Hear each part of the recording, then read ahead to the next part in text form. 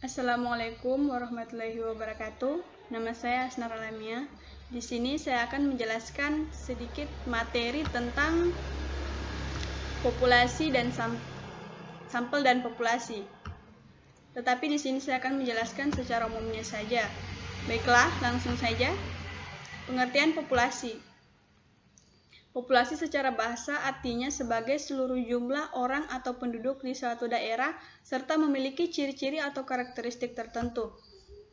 Populasi secara penelitian yaitu seluruh objek yang menjadi sasaran penelitian yang memiliki ciri khas dan karakteristik tertentu. Jadi populasi yaitu wilayah generasi yang terdiri atas objek atau subjek yang mempunyai kualitas serta karakteristik tertentu yang ditetapkan oleh peneliti untuk dipelajari dan kemudian menarik kesimpulan.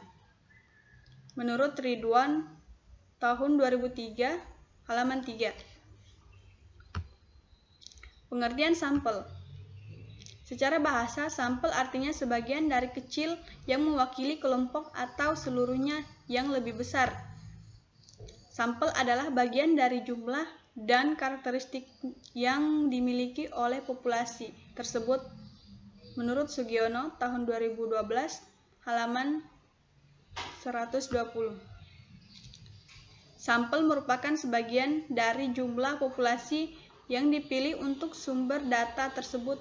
Menurut Soekardi, tahun 2011, halaman 54. Jadi kesimpulannya, sampel yaitu bagian kecil yang dapat mewakili serta menggambarkan populasi yang menjadi objek penelitian. Teknik pengambilan sampel. Yang pertama, teknik pengambilan sampel adalah cara atau metode yang dapat dilakukan oleh seseorang peneliti dari populasi secara representatif atau benar-benar mampu menggambarkan karakteristik atau sifat-sifat dari populasi berikutnya. Teknik pengambilan sampel yang pertama menggunakan probability sampling dan kedua non-probability sampling. Probability sampling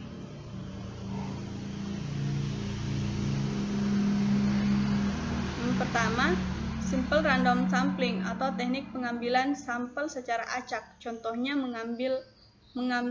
pengambilan arisan.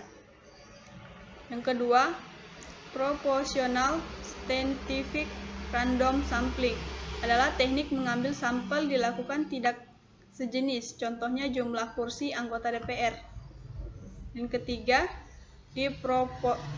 proportional scientific random sampling adalah penentuan sampel dari populasi secara acak dan berstata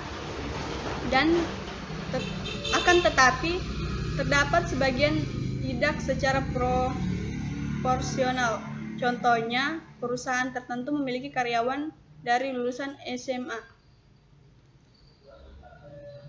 Cluster sampling adalah daerah yang digunakan apabila objek yang akan diteliti atau sumber data sangat luas. Contohnya penduduk di suatu negara, provinsi, atau kabupaten. Non-probability sampling terdiri dari sampling sistematis dan adalah pengambilan sampel didasarkan atas urutan, contohnya yang sudah diberi non-urut. Kedua, sampling kuota adalah teknik sampling yang digunakan urut menentukan sampel dari populasi yang mempunyai ciri-ciri tertentu. Contohnya diadakan peneliti peningkatan prestasi guru sebanyak 80 orang. Terakhir, sampling